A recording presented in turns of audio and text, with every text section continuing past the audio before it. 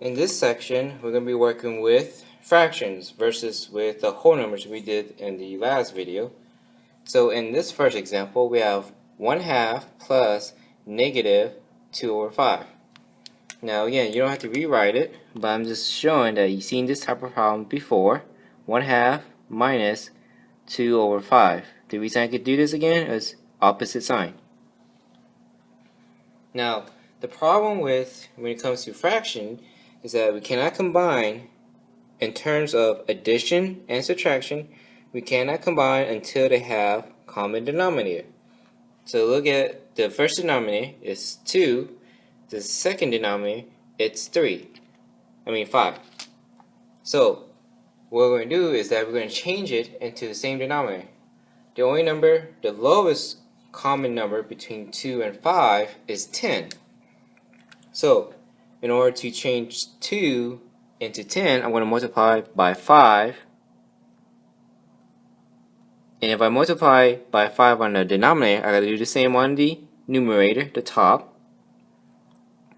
In the second fraction, to change 5 into 10, I'm going to multiply by 2 in the denominator. If I multiply to the denominator, I got to do the same thing on the numerator, the top number. Alright, so here, our first fraction, I'm multiplying by 5. So it's going to become 5 over 10. And then our second fraction, I'm multiplying top and bottom by 2. So it's going to become 4 over 10.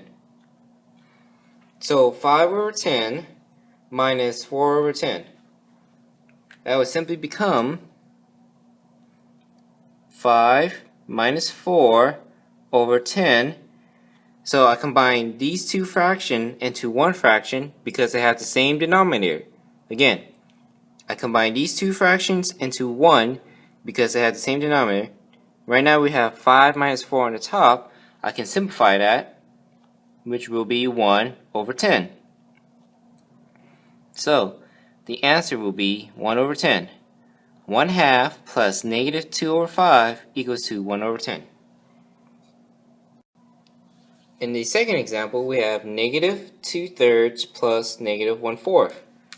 So I'm going to rewrite it as negative 2/3 minus 1/4. Now, the problem we have now is that they have different denominators. So in order to combine these fractions, we have to have same denominator, common denominator. So the lowest common number between 3 and 4 is 12. So common denominator is 12. That means that I want to convert 3 into 12. So I got to multiply the bottom number, denominator, by 4. And I got to do the same thing to the numerator, the top number, by 4. In our second fraction, I want to change 4 into 12. I'm going to multiply by 3. In the denominator, I must do the same thing on the top. This process, you have to convert to common denominator when you're adding and subtracting fraction.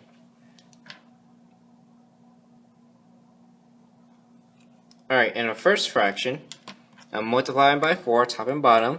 So our new fraction will be negative 8 over 12. In our second fraction, I'm multiplying by 3, top and bottom. It will be 3 over 12, and I'm bringing down a minus. I'm going to combine as one fraction because it's common denominator.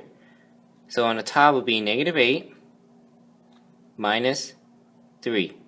So when I'm working, the top is basically the same process I did in the last video with a number line. So it'll be negative 8 here. Minus 3, it means 3 hops to the left. So negative 9, negative 10, negative 11. So right here is negative 11. That means that on the top is going to be negative 11 over 12. And that's our answer. In our third example, we have a whole number, negative 3 plus positive 2 over 7. So let me rewrite without the parenthesis, negative 3 plus 2 over 7.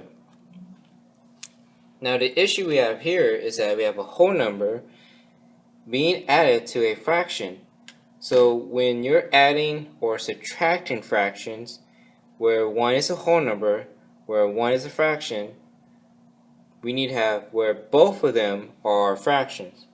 So what I'm going to do is I'm going to convert negative 3 into a fraction where it's going to be negative 3 over 1 plus 2 over 7. So all I did was just add the 1 at the bottom or underneath negative 3. Now the issue here is that they have different denominators.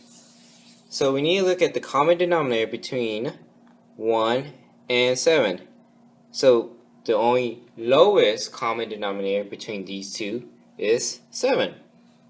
So basically all I have to do is change this 1 into 7 by multiplying the bottom number by 7 and the same thing on the top, the numerator. Now I don't have to do anything to the second fraction because it's already 7. So let's review. At first we have different denominators, 1 and 7. In order to have common denominator, all I had to do was find the lowest common number, which is 7. This is already 7, so this will stay the same. This was not, so I'm going to multiply top and bottom by 7. So this fraction, after I multiply it by 7, it will become negative 21 over 7, and then bring down plus 2 over 7. Since they have common denominator, I can combine as one fraction. So negative 21 plus 2 over 7. Now I'm going to use the number line to check my work on the top. So in the middle is negative 21. Plus 2 means I'm going to do 2 hops to the right. 1, 2. I'm going to count quickly. Starting with negative 21, negative 20, negative 19. So here's negative 19. Since I'm going to the right. So negative 21 over 7 plus 2 over 7, which is the same as negative 21 over plus 2 over 7, become negative 19 over 7. And that's our final answer. In this fourth example, we have negative 5 plus negative 1/3. I'm going to rewrite it without the parenthesis.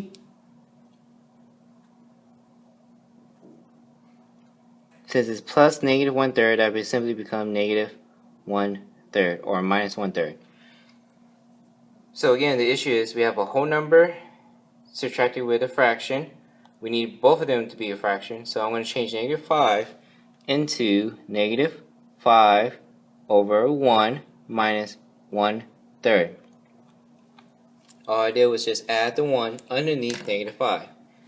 Now we have a new issue, which is different denominators. We need common denominator. The common lowest number between 1 and 3 is 3. So that means all I have to do is just change this denominator into 3. I'm going to multiply the denominator by 3. And then I'm going to do the same thing. Multiply the numerator by 3. So the new fraction for the first one will be 3 times 5, negative 15 over 3. I'm going to bring down minus 1/3. Since they have the same denominator, I can combine as 1. So negative 15 minus 1 over 3.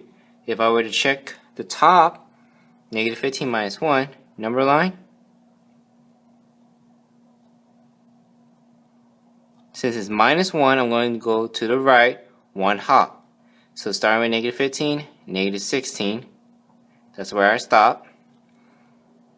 So negative 16 on the top over 3. That's our final answer. So negative 5 plus negative 1/3 is negative 16 over 3.